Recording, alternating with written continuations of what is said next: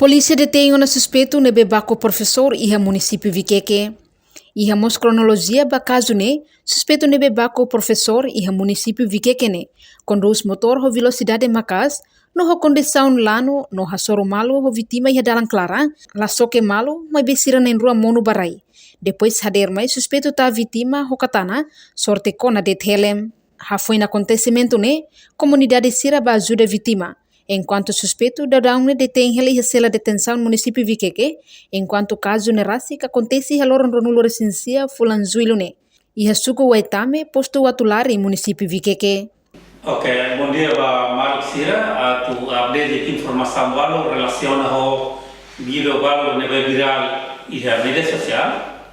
O sene comando PNTL hakara informa de ba Marco Sira, kata polícia comando município Viqueque, halo na atuação, cronologia desse caso, né, tudo informação nebe makrelata, desse comando Viqueque, kata suspeito nebe makagora detém e a cela polícia minha, ho condição lá, depois halai ho velocidade macas, hasor suspeito, hasor vítima e adalah claros, vítima mestrega, depois será iha tentativa só que malu lazari, nyamur tudo, depois sai mais langsung para vítima, konannya kapseti, e depois comunidade ajuda vítima e suspeito masih tempo da vakas polícia captura.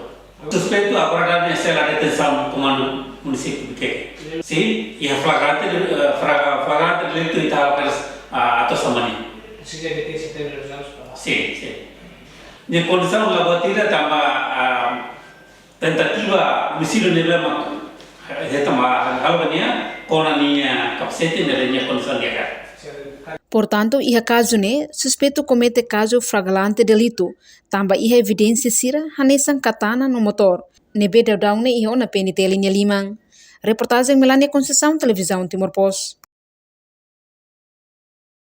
Janela informação ba emohoto, atua tem informação atual dia clio, kita haluha, haneham botão subscribe, like, halo comentário, no fahe tutang ba media sosial hoto.